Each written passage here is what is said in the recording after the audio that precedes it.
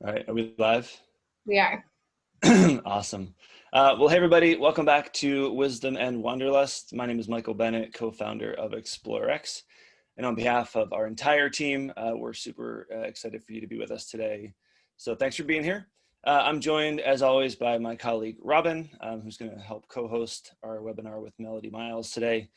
Our conversation today with Melody is going to be really a fascinating one. We're going to talk about her idea of Soulcation, what that means, and how we can create a life for ourselves that we don't need a vacation from, and how we can use travel to create the life that we don't need a vacation from. So super interesting stuff. I think you're going to really like today's webinar.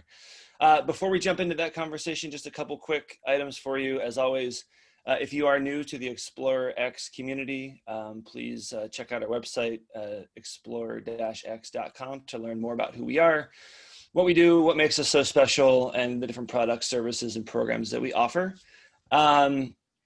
This is our very last Wisdom and Wanderlust for 2020. So our first season, it was born out of the pandemic, and one of the things that we're very grateful for that's come out of this year.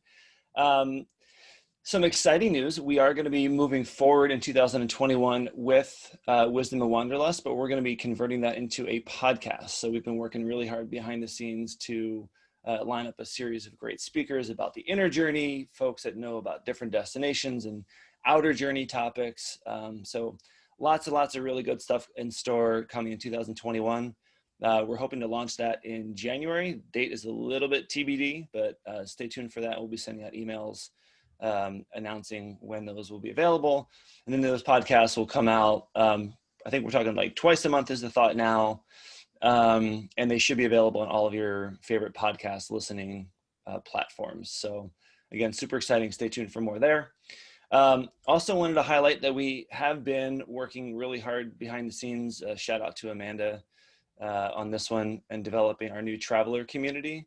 So something that we've started to craft a little bit this year, put on hold temporarily, and we're going to be relaunching in January again with a lot of energy and a lot of positive momentum. So you can learn more about our traveler community on our website. Some of the things that you'll find coming in 2021, we're launching a series of workshops with some of our experts, consultants, and coaches beginning as early as January. So those are going to be incredible. A series of monthly meetings, opportunities for one-on-one coaching with all of our experts, coaches, and consultants. So, and a lot of other really amazing things for you to check out. So learn more about that on our website. Let's see, two more quick notes. We have been working really hard as well. We have a lot of time on our hands these days, so there's lots of things that we're working on behind the scenes on our new adult study abroad programs. So if you don't know what those are, you can learn more on our website, but very briefly, they're month-long excursions, generally hosted in one location with lots of activities every day for you to indulge in. They're launching in 2022. Learn more on our website. They're incredible. And then we've been also working real hard on getting our small group journeys, so our 10 to 14 day trips for the second half of 2021 and even into 2022 planned. So you can learn more about them on our website as well. Whew, that's a lot. Two more things, and then I'll shut up for the time being. One, as always, we love talking to our travelers in our community. So if you want to reach out, to simply say hello. If you have any questions about travel, about COVID, or if you're thinking about planning your next great adventure with us, which we've started to get some inquiries with news of the vaccine and other things going on in our world, please feel free to reach out to us. hello@explorer-x is the best email address to send a note to us, and we'll get back to you within 24 hours there. And of course, be sure to follow us on all of the social media channels. So Facebook, Instagram, and Twitter @GoExploreX. Whew, Robin. Awesome. Okay, I'll give you a little breather for a second, Michael. Yeah, thank you. Geez, I need it. I have a few housekeeping items for you guys. First of all, we are just going to keep this to under an hour today, probably about 45-50 minutes total. And we are recording this, so we will be able to send this out to everyone afterwards, including those who registered but aren't able to attend live. And all of you who are attending live, good news, you are going to be the recipients of Melody's new 2021 Soulcation planner. So keep an eye out for a follow-up from me after this, requesting your best mailing addresses for that if you would like it. And if you have any general questions throughout this webinar, just feel free to add them into the Q&A or the chat boxes at the bottom of your screen. And we'll get to those throughout. Awesome. Thanks, Robin. All right, guys. So without further ado, we are very excited to have our friend Melody Miles with us today. Melody is a coach, a writer, the chief soul officer at her company. And her mission is to give stressed out, overworked professionals, maybe like you and I, permission to rewrite the script to create more space in their lives and to find the freedom that we've always wanted but have struggled to find. I know that's certainly very true for me. Melody is formerly an international expert at the Bill and Melinda Gates Foundation. Interesting connection there, Melody, which we can maybe get into at some point, where she helped launch global campaigns to eradicate malaria. So Melody, super excited to have you with us. Thanks for being here. Great to be here, Michael. So tell us, where are you? Let's start with the fun things of where you are right now.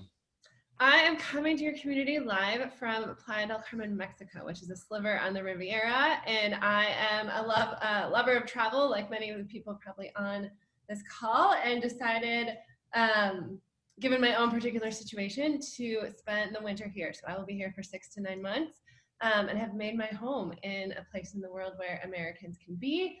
And it's warm, and I have the beach just right down the street. So I'm living a very simple life here.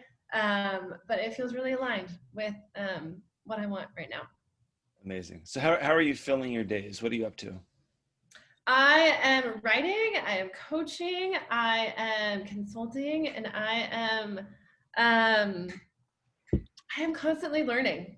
Yeah, it's a season of, I believe in seasons of output and then seasons of input, and being on the beach here and choosing kind of to like take the dial down in terms of the speed of my life, in terms of the things in my life, in terms of the work projects, to really, really rest. So it is like a nervous system reset for me right now. How often do you go through those? This is something what you're saying already is hitting home with me at a personal level. So how often do you go through those ebbs and flows of what did you call it? Production and like output and input. Output input. Yeah. Thank you.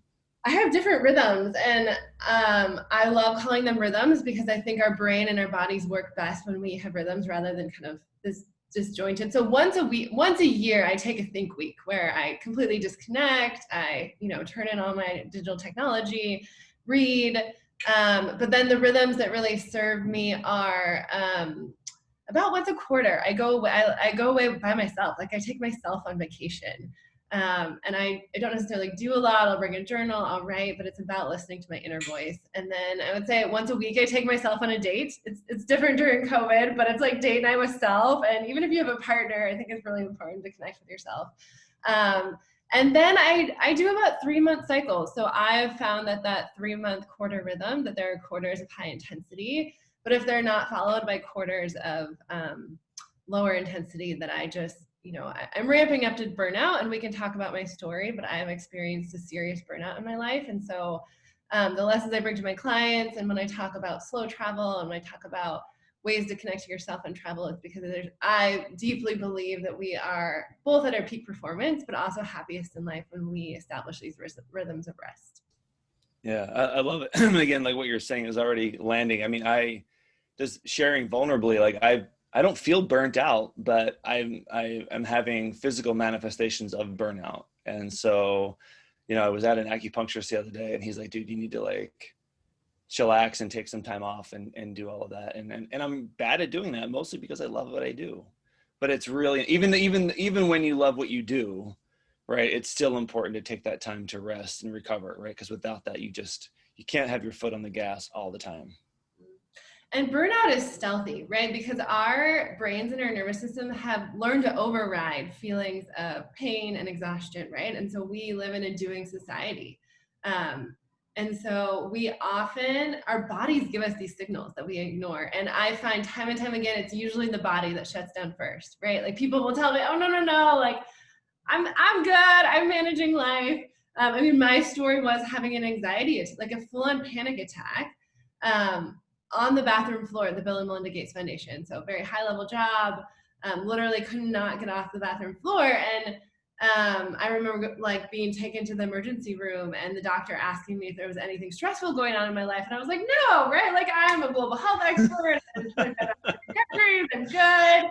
And he's like, your body is shutting down, right? He's like, as your medical professional, you are overwhelmed, you are doing too much, you are not healthy because you have no, I call it like in between space, just like alchemize the emotions and to alchemize everything going on in life.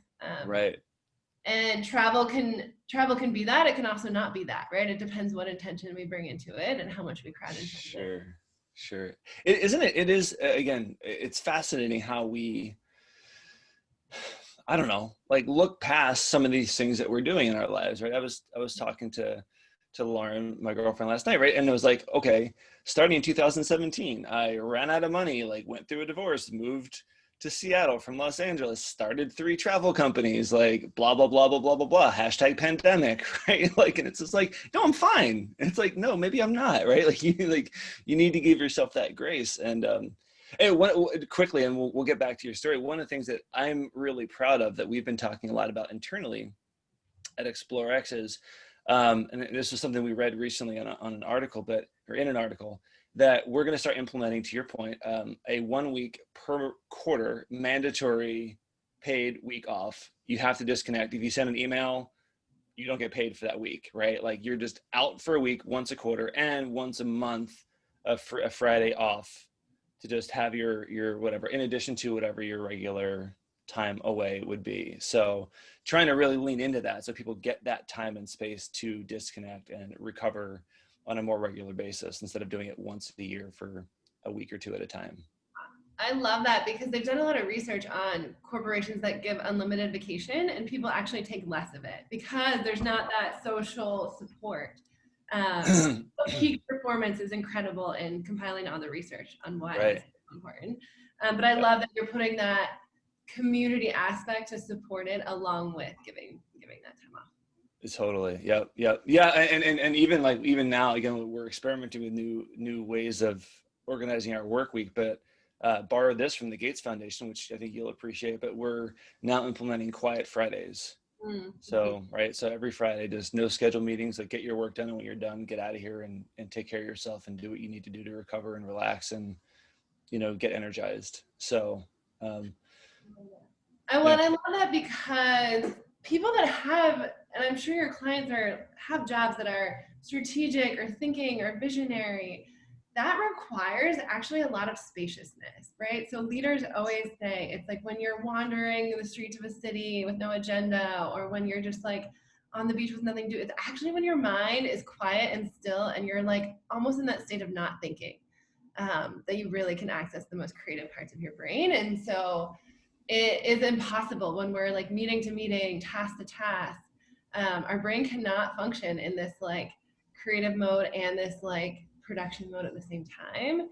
And it's hard to fight for that when the world around us is always demanding our attention. But our own voice and like this inner intuition is such a good guide, whether it's in work or life. Mm-hmm. And so creating that space to listen to your inner voice, I feel like literally can heal your life. Literally change it from the inside out. 100%. Yeah. And there's, I'm going to butcher it, but there was an article that came out a couple of years ago by a woman named Florence Williams. And and I'm sure there's a lot of other research as well, but the one that I read was in Outside Magazine, written by this woman, Florence Williams. And she talked a lot about some research that had been done about when we are in our normal day, to your point, our day-to-day lives, right? And it's, soccer practice and packing lunches and cooking dinners and, blah, blah, blah, all the things that we have to, all the busy things that we do, right? We are in the parts of our brain. We have to be in the parts of our brain that are logic focused and logic centered and rational and get shit done, right? And it's hard in that space to be like, cool, if I had all the time and all the money in the world, what would I do, right? No, your brain it's difficult to process that question and really to come up with something meaningful and heart-centered. And yet when we're traveling, right, and we're able to disconnect from that, we're in a new culture, we're in a new country, right?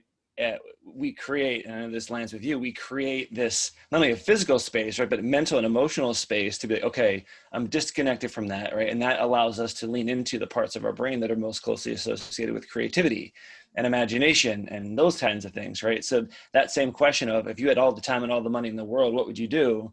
Right. I ask you that at your local coffee shop, you're going to be like, oh, I'd like to move up the ranks and become an account executive in this thing. Right. Right. If I ask you that while we're out hiking through Switzerland, right, it's going to be, I want to raise alpacas in the Andes and start like whatever. You're going to give, a very different and probably a more aligned response.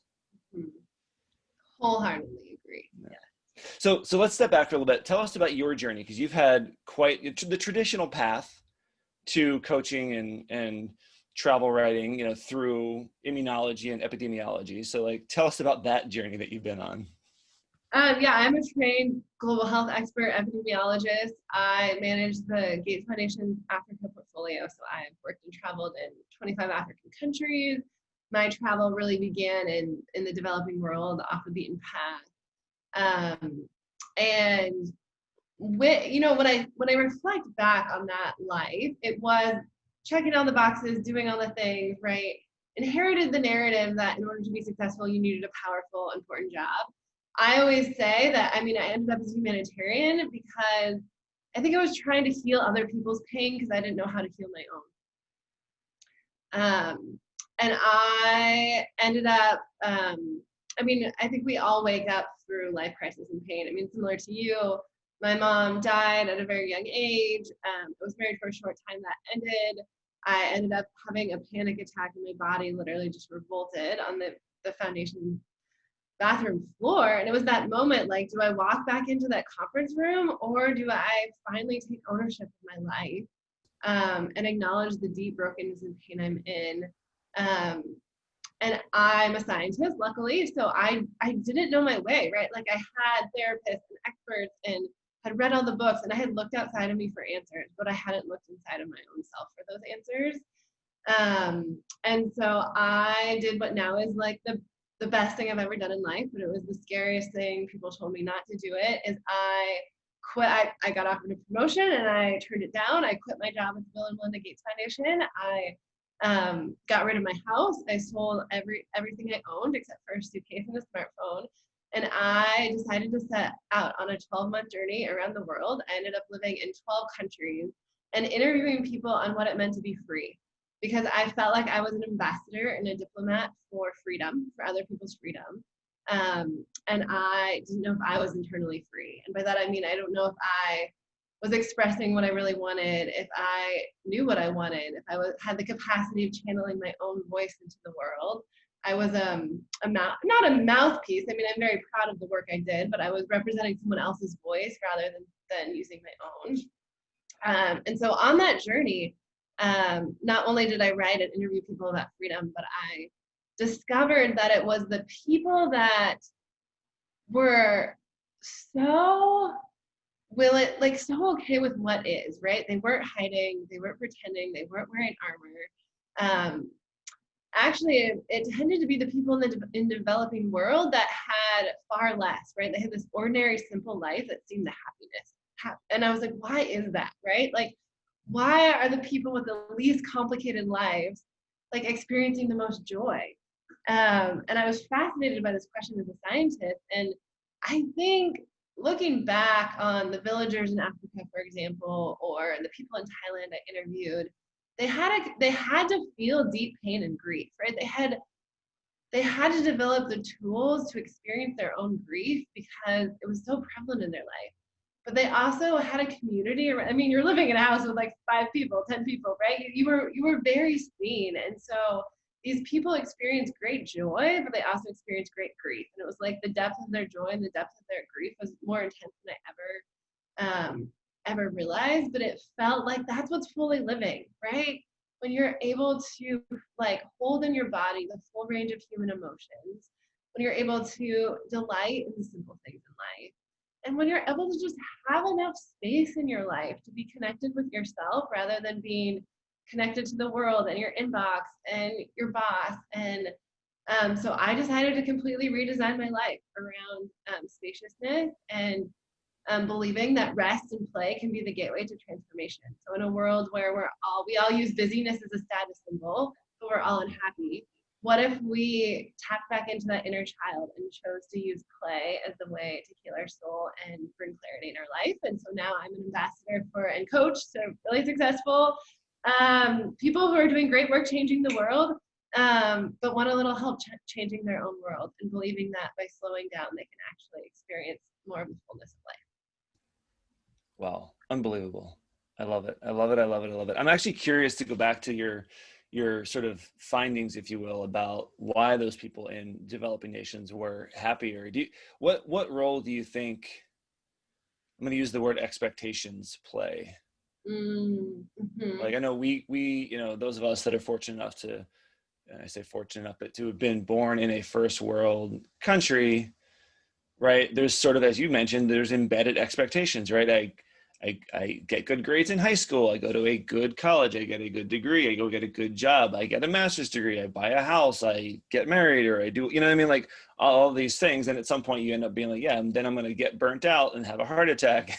Like, and this is the path that we're on, but there's expectations from family, from friends, from society that's built into that. I wonder what role that plays in a lot of the unhappiness that we experience versus those folks that grow up in countries, more the developing nations, right? That maybe those expectations aren't there, and they're able to be more present and be more fluid with their lives.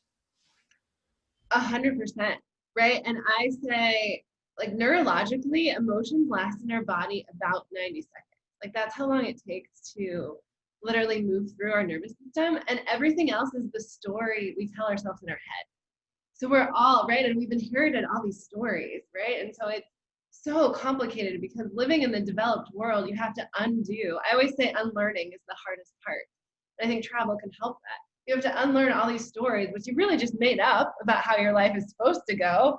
You can call them expectations, you can call them like inner critic, you can call it control, you can call it whatever you want. But it is the internal storytelling that we tell ourselves that often is our biggest barrier. Yeah. We are meaning making machines. And we take I am guilty as anybody on this planet, right? We take the littlest thing. Somebody cut me off in traffic or looked at me sideways, and I'm just like, this person, right? And all this other stuff. But then we embody that, right? And we begin to sort of like, oh, that's what's going on, right? And especially when we're younger, right? These experiences happen to us. We assign meaning to them unknowingly, right? And that becomes our reality for years and years and years, to your point, then until at some level, at some point in time, we're like, I probably need to unlearn that or reevaluate that mindset, right? That belief, because those are the things that are limiting, those limiting beliefs that are holding us back from doing the things that we want, right? And approaching life with the energy, the passion, and the enthusiasm that we want. Right. And I mean, I was literally on airplanes. So I would spend one night in the village, right? Like whatever, sleeping under the stars and classic African village, middle of nowhere. And then I'd board a business class flight, and the next day I'd be in a conference room with Bill and Melinda. And I think seeing, one of the richest couples in the world have to experience stress and grief and disappointment, and seeing some of the poorest people in the world have to experience that in a different dynamic, but we're not immune to that. And when we try to hide, we try to guard ourselves, like no money, no level of power and influence is going to give us a fast pass from like facing the truth of our life and establishing a relationship with emotions and people that sometimes is hard and uncomfortable. And so when we kind of just embrace that as the reality of the human experience, we don't judge each other or ourselves. Like Bill Gates isn't immune. Neither am I. Neither is someone who has $1 a day living in Uganda. Yeah. What I have this is a sidebar question, but what are Bill and Melinda like in person? Are they as awesome as they seem? Yeah, I mean, I absolutely. And I actually, Bill's dad just passed away, and so I watched the memorial and him speaking to his dad. I mean, Bill picked his kids up from school every single day. And they like go to California Pizza Kitchen on Friday night, and they CPK. all their I I think they care. I've seen Bill apologize more in meetings. I think he's developed a softer heart in this work, right? Like they take their family and live in an Ethiopian village for a few days each year. And I've seen a gentleness to him where he's kind of sinking into, I think, a beautiful place of, I've seen it admitting he's wrong. It's interesting seeing the press. And I think the one thing I learned from all leadership in the Gates Foundation, and I know sometimes they're the news for positive things, sometimes not, is the willingness to change his mind. Like I've seen him change his mind enough on decisions that I think we all need to, obviously, as leaders, make the best choice with the information available, but be very willing to say we're wrong. And when you have a power dynamic, anyone of influence, right, it's really easy to not listen. But I would say they both are really good listeners. I watched the documentary about Bill and Melinda, that 3-part series, which was awesome. And I think one of the things that I appreciated most about, I think, his journey, not to ignore Melinda, but was that he really went from being an asshole to being a humanitarian, right? Like he went from, or at least the perception, right? Yeah. Was like he was this way, and he's really gone through transformation, like personal change, personal growth and transformation. And it was really cool to see that. It's really cool to see what he's doing now, but I don't think he'd be doing what he's doing now if he hadn't gone through this process that demanded vulnerability, right? And demanded introspection and demanded disconnection from the life that he had been living, and saying, what is next? What do I actually want, right? Where do I feel whole and complete? And to go back to your company, it all actually started on their very first trip to Africa. They were going on safari, on vacation, like a lot of people do, and people are watching. I mean, I'm a big advocate of experiencing nature as part of travel, so it was literally on their journey into on a safari in the Serengeti that triggered an interest in doing more research, which led to reckoning with how very few children in Africa were getting vaccines, even though they were available in the developing world, which led to them making some early investments in global immunization, which led to the creation of Gavi, which led to now over 80% of children in Africa being immunized each year.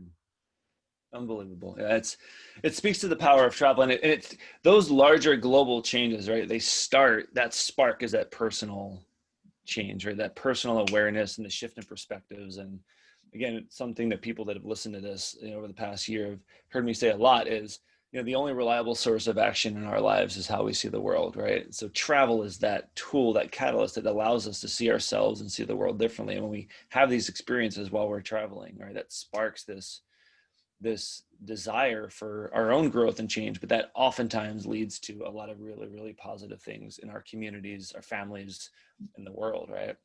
Mm-hmm. Yeah. So tell me, let's go back to your trip. We can stop waxing about Bill and Melinda. So what came out of your year abroad? What did you learn? What did you take away from that? Mm-hmm. So I did, and I'm sure it's what you provide for clients, I did a host of things. So I walked 500 kilometers solo on the Camino de Santiago across Spain. I did an 8-day silent retreat. I learned to sail in the British Virgin Islands. I met up with other writers and wrote for the first time in my life in Italy. I pretty much did everything that sounded fun. It was just like, I had been responsible, I had saved money, I had towed the line for my whole life. And I was just like, whenever there's a decision, I'm gonna choose myself, right? I'm gonna choose what feels good. And it was really a year of rest. And I needed to put on different hats. I needed to figure out who was the girl underneath being the wife, being the daughter, being the program officer at the Gates Foundation. And I just needed to introduce myself in new ways. I kind of decided that if I let go of all of these identities, I'll trust that what's true remains, right? Like I'll get rid of the house, I'll get rid of the job. I'll go out in the world and realize that I can be safe in myself. I can be safe in the world. I can make a home in the world. And what emerged from that was that, honestly, some of the identities I was holding on to, not that they were lies, but they weren't the most authentic expression of me, right? I realized that I actually was creative and loved writing. I realized that I actually preferred deep one-on-one conversations over like big public fora. I discovered that like data was fine, but it wasn't like making me come alive.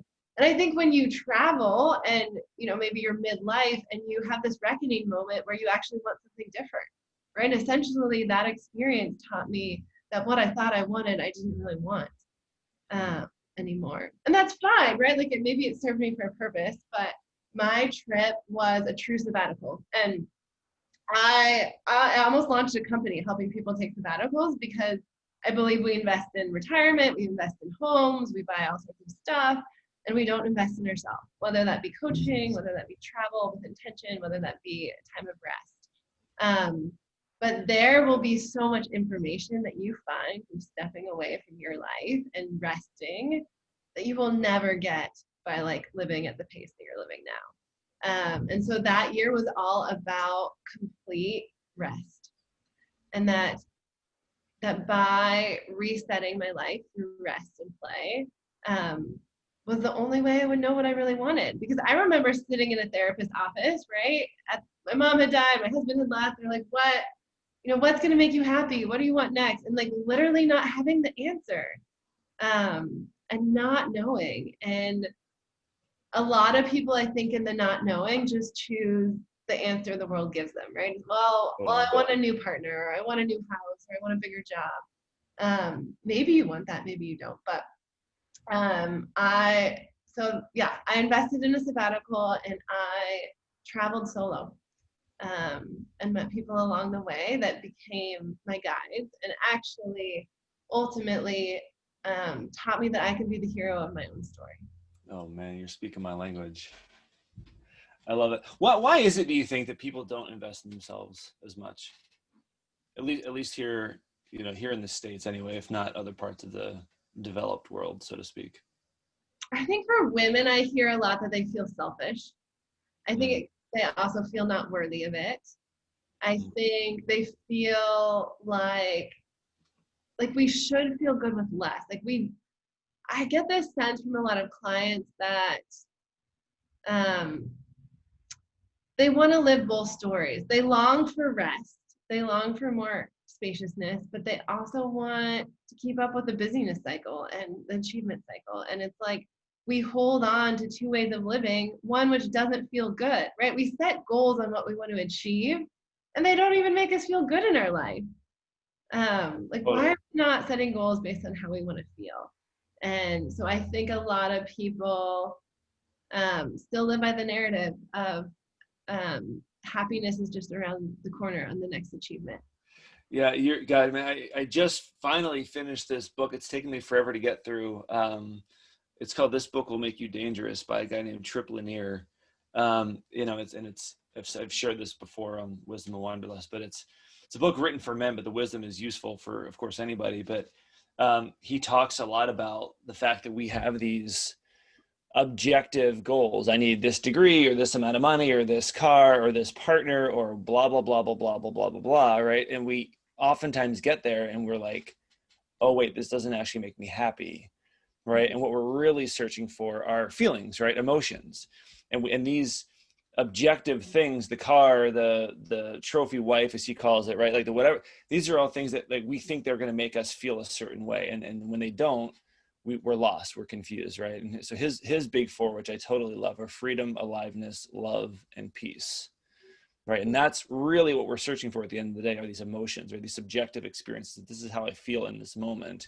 And it doesn't matter whether you have the big car or the big house or the fancy title or the whatever, the bank account. It's how are you feeling? And maybe that's going back to, you know, these people that you meet in the villages of these developing nations, like they're focused on feeling, right? They're focused on that emotion. They're not focused on these other objective worldly things, right? I love that. I literally have the word tattooed free on my hand. It came back to my journey, and my definition of freedom is the ability to always be able to change your life, always be able to change your mind, and always be able to choose yourself in a world demanding your attention. And if we're not our own best friends, if we're not our own best permission givers, it's hard for us to, we're not going to be able to receive love from others if we're not giving love ourselves. And so a lot of the coaching work I do is teaching people to listen to that voice of what they want, or like in your case, listen to your body, right? If your body Right. telling you it's tired, like that is, we have multiple gateways of information in our life. Most of us only take information from our mind, but our body, right? We have like neurological information, we have spiritual information, we have emotional information. And so it's actually when we can tap into multiple channels of information to guide our life, Right. we have so much more access to a fulfilling life. And so it's, I say the longest journey I've ever taken is the 18 inches from my head to my heart. Right.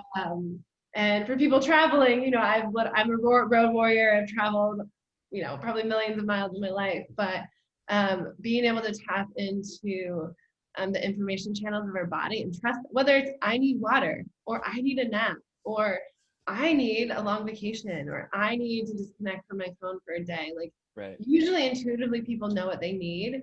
It's just a matter of trusting that voice. Do you, I love that quote. Do you feel like that 18 inches is, as a scientist, is much longer, more like 18 miles? Oh yeah, hell yeah. It's like, you know, it's an 18-month journey or longer. But yeah, every inch is a whole hell of a lot of work. But I mean, going back to intuition, I always tell people when they doubt, when they're always listening to their calculated mind, right? And travel gets them out of the calculated mind. But we actually know the intuition of fear, right? Like we follow our body's cues when it comes to fear. Lots of people, when they're stressed, afraid, like they feel that in their body. It's like a visceral sensation. I always say it's a pendulum, right? On the other, there's the intuition of fear, but there's also the intuition of joy, right? Right. And that intuition of following what feels good. And so those signals are the brilliant GPS system that's built in to guide our lives if we learn to trust it. Totally. Yeah. The fear thing is so interesting, right? Because I know you talk about this in your work, but you know, in terms of turning toward pain, but like that fear, it can oftentimes be like, this is what you need to do, and you're just afraid to do it, right? So like, how do we use that, as you said, sort of as a guiding light to say like, I'm afraid of this thing, but I know that this is where I'm going to grow. This is where I'm going to become better, a better person, a better professional, a better whatever, right? And so I need to lean into that and turn towards that fear, turn towards that pain, so that I can actually experience the growth that I really ultimately want, right? And that's so important on vacation, and like the work that you do. You can go on vacation to escape, or you can go on vacation to turn towards your pain. And I think there's a lot of the travel industry is about numbing out, right? It's about checking out. It's about like going to all-inclusive, drinking, forgetting about your life back home. But what if you use vacation as this time to face the life back home? Like if there are boundaries that are being crossed, or things not serving you, or you're reckoning with you're too busy. You probably want a vacation because you are too busy, right? Right. And that is a problem that's solvable. That takes like life design skills and intention. But if you don't solve that problem, you know, you can 2 weeks here and then 2 weeks there and then 2 weeks there, but you're going to live your life escaping and numbing and avoiding rather than actually living. Totally. Yeah. And that's right. And what gets me, it gets all of us, you know, Robin and Amanda and the rest of our team up in the morning, and why we're so, you know, we're on calls at 7:30 in the morning every day, because we love what we do. And one of the reasons that we love it is for that reason, is that we look at travel, right, as an opportunity to disconnect and then get curious, right, engage differently. Like we don't, as you said earlier, we don't have space and time, or we're really bad at taking space and time in our day-to-day lives to have those conversations with ourselves, right, and to go internally and to ask those questions. And so what we try to do is, we plan this incredible travel experience for you, but we also give you tools and resources and like all kinds of stuff to say, like, what is this inner journey that you're going on while you're traveling, and how do you get really clear on where you are right now in your life, like what's working back at home and what sucks, right? Like where do you want to be that's different than where you are now? Where do you want to learn and grow? Where are you feeling discontent? Like all of these questions right? And then ultimately, what can you do about it when you get home? And I wrote a blog post the other day called "Debunking 5 Myths About Transformational Travel," which is on our website. Check it out. But one of the things is that I think the fear for a lot of folks in engaging in this type of travel, right, that you and I talk about, is that they expect that they have to come home and make these massive, dramatic, huge changes, right? My go-to cliche is, quit my job, abandon my loved ones, shave my head, move to Nepal, start a nonprofit, become a Buddhist monk, right? Like, it rolls off the tongue these days, so I say it so much, but like, that's not what most people do, right? They make these really, really small changes where they say, I'm going to start taking a cooking class at the local Whole Foods or whatever it is once a month, right? Or I'm going to start attending yoga classes once a week, or I'm going to start a meditation practice, or I've realized I've been a dick to my mom, so I want to go back and like reconnect with her and make sure that we have a really powerful relationship moving forward. Right? And these small changes have really, really big positive impacts on us. And as we feel those impacts, we then again are inspired to make changes, and there's a ripple effect in our communities and elsewhere. And so, but then we also provide support, right? This is where like you come in, right? And our other coaches, like people come back, I'm like, okay, I'm feeling inspired. I want to do this stuff. I've had this great trip. I've gone through the process. I have a vision of sort of where I want to be and what I need to do. Help. How do I do that? Like, I don't know what to do. Right. And that's where, working with you or working with me or working with one of our other coaches can be really, really beneficial, because it gives them the tools and the resources and the support to actually implement these changes. Mm-hmm. Yeah. And my company is called Soulcation, and our motto is designing a life you don't need a vacation from. But one thing we do that emerged out of interviews that I've done with hundreds of people who have gone on vacation is telling me the things that were the most memorable, that they enjoyed the most. And often, yes, place matters, but often it's things like, going for a walk in nature, or having an hour to myself to drink my coffee in the morning, or having a connecting conversation over dinner. And you can design your life with those things, right? The things that you love to do when you're traveling, often you can incorporate a lot of those in your everyday life. And so, yeah, the goal is to come back from travel and design this life with sometimes call it a happy list, or the things that the inputs, right, that energize you, that nourish your soul, that evoke that feeling that you feel on vacation, that you want to feel more of.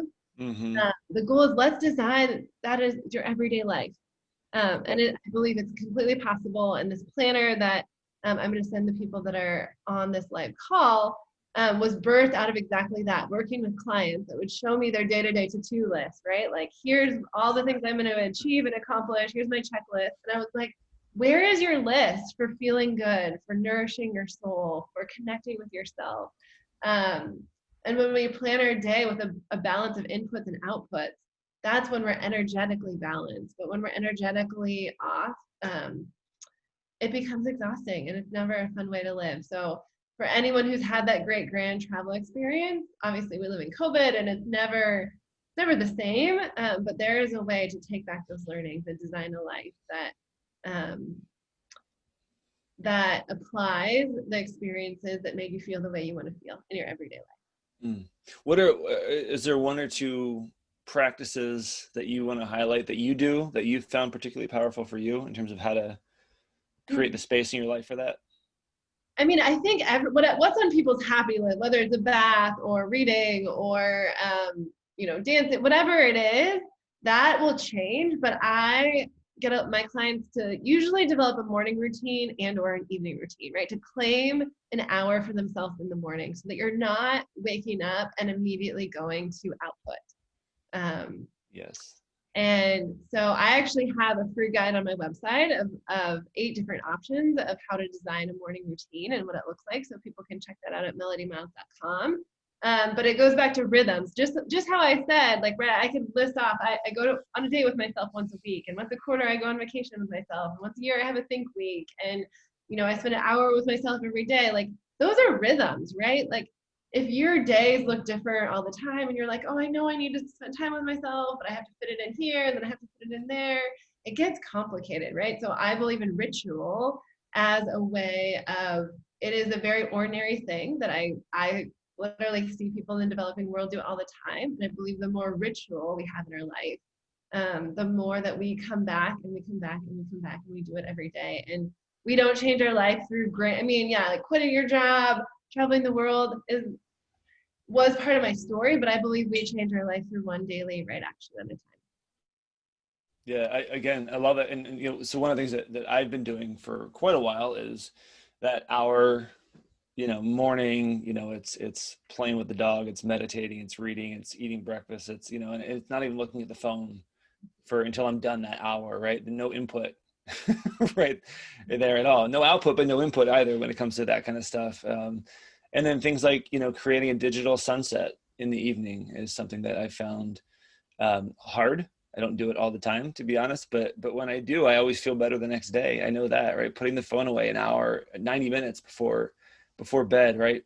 Whether it's a reading or again another meditation or walking, whatever it is, but finding that practice in the evening, whatever it is for you, taking a bath, right? Like whatever is so important. And the more we can create these habits and these rituals in our lives, right? The irony of this, the paradox of it, is that the more that we do that, the more we free up space and time and energy for the things that we actually want to do.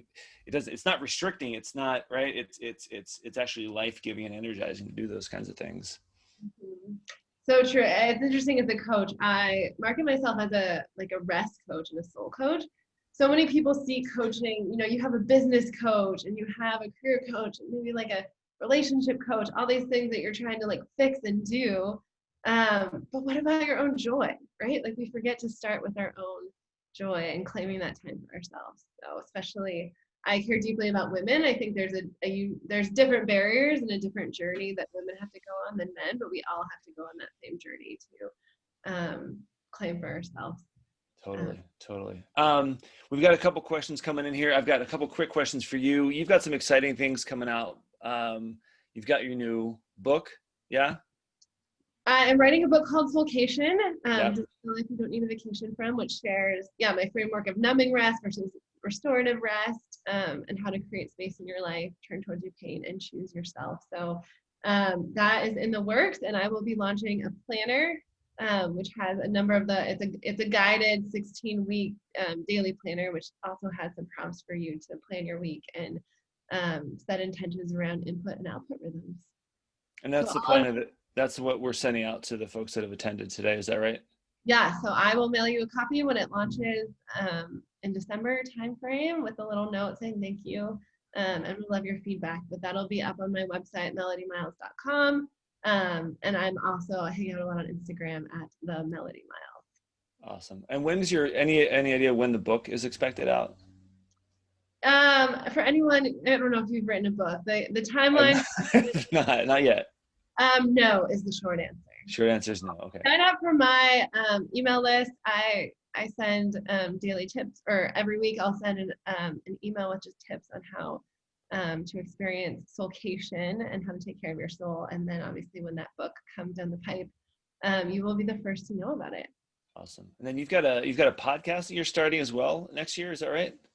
I am. I'm doing all the things. So I'm here to serve. I work with only a select number of clients in a deep mentorship, but I also then share my message in the world through podcasts and Instagram. So the podcast will be Soulcation with Melody Miles, and we will be interviewing all sorts of experts on what it means to take care of their soul, and talking to a lot of high-level people that have done a lot of amazing things in the world about what their rhythms of rest look like in their life. I love it. And that's when do you have any idea when that's being launched officially? January. Oh, 2021, the year of hope. I know we're all like, screw 2020. We're into 2020. Out in January. I know. Absolutely. Awesome. So, Robin, there's a couple questions. Do you want to run through those? Sure. Let's see. The first one here. Kim is asking, on the opposite end of the spectrum, what would you advise for people stuck in inertia? And not doing? I believe so. Well, I would say, I'd love to know what you mean by inertia, if it's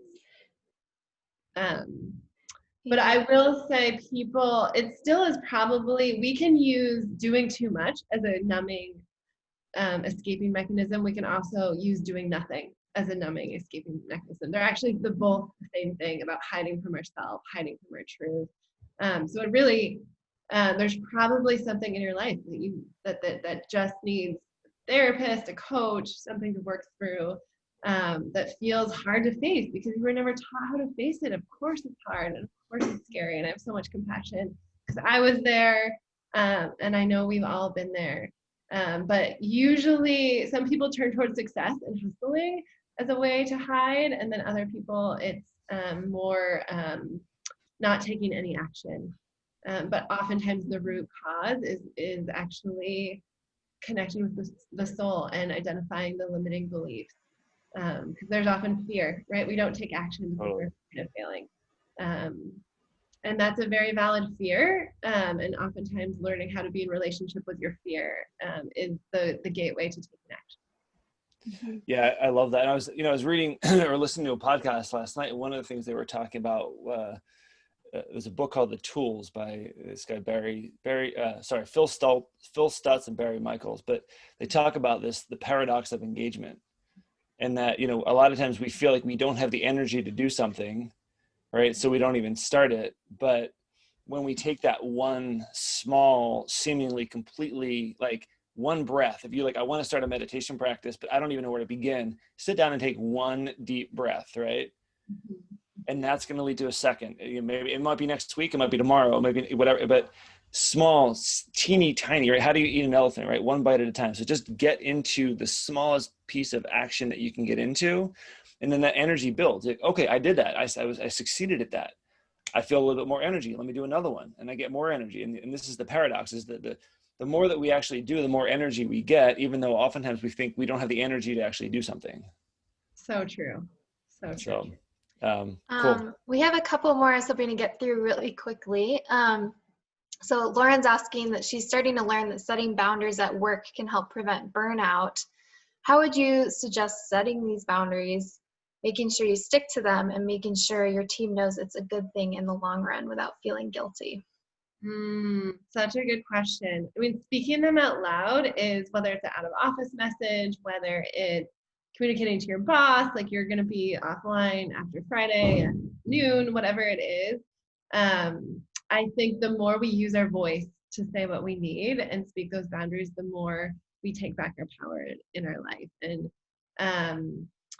it is amazing how much people respect boundaries. Like time and time again with my clients, I see that when you ask for what you need, people are often really willing to give it, because we all long for our own boundaries.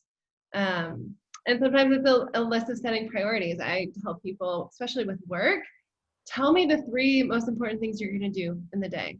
People give me a lot of lists of all the things they have to do, but part of setting boundaries is knowing what's important and what can wait. And so congratulations to you for beginning to set those boundaries. Boundaries are literally the key to a healthy life. And it is some of the most important work we ever do in our life, is to not only name them for ourselves, but then also you have to release the people-pleasing ways. You have to release the external validation, and to say, you may or may not get validated for these boundaries, but you are going to validate yourself, because you're going to feel better, you're going to be happier, you're going to be more rested, and accessing those feelings, like your life depends on that. So fight like hell for that. And what other people think, if it's not working out, there'll be a new job, there'll be a new team, there'll be a new person, but you only have one life. So don't spend it like trying to win the validation of people that don't care about your well-being. Amen. Awesome. I'm going to ask you a quick, I know I love that. We're going to record that and post that out there. IGTV. I know. But let me ask you a follow-up. So like specifically, if you were to demonstrate, what would it look like if you were to set a boundary? If you had a colleague who was over demanding, like what would that, like, what would you say to them? I mean, you don't say like you're over demanding. What you say is, hey, I feel like there's a lot on my plate right now. I've given some thought to what the most important things are. Like, do you agree, right? Do you align that these are the most important things for me to do in the week? And then these things I can't do this week or this month, they'll have to come later. So offering to say, like, I want to help you. I want to achieve your mission. Are we on the same page with what is mission critical and what's not? And that's a way of actually being of service to them and doing it in a way that shows that you're deeply dedicated. And I think the best employees are the ones that align on expectations and that do the most meaningful work first. Doing work just to answer an email and not make an impact. As someone who was responsible for making an impact in the world, I left the Gates Foundation with 1,000 unread emails. And I'm very proud of that. And I think most people that leave the Gates Foundation do that because you have to ignore all the stuff that doesn't matter so you can choose the things that matters most. And if you're always out to make people happy, you'll never actually make an impact in the world. Yeah. And I think what we often forget is, we can work 12 hours a day, 14 hours a day at 30% capacity and put out mediocre work, or we can do our best to set boundaries, and say, great, I'm going to work 8 hours or 9 hours today, but I'm going to do it at 80 or 90% capacity, right? And the level of our quality of life goes up, the quality of the work goes up, right? But it can be difficult to have those conversations with people. Mm-hmm. So I know you've got a hard stop in less than 2 minutes. So boundaries. This was one of the boundaries I said to them earlier that I do have to look at the hour. So we have a couple questions that have come in. If it's okay with you, Melody, we'll maybe connect you with the people that have asked the question, and maybe they can send you a quick email and do it that way, because we want to make sure that they're heard. Yeah. I'm reading one. What was the moment it hit you that your path was something different? Oh, it wasn't. It definitely isn't one moment. I would say that there's always a deeper layer into yourself. So I don't necessarily go back to one moment. But yes, I'm happy to respond by email. My email is actually melody@melodymiles.com. And I'm so grateful to be in your presence and share this space. And travel has been really a way to take care of my soul that now I actually believe you don't need to like, buy an airplane ticket and in order to really come back home to yourself. But I do believe sometimes it is the gateway and the first step into that question of what is a moment.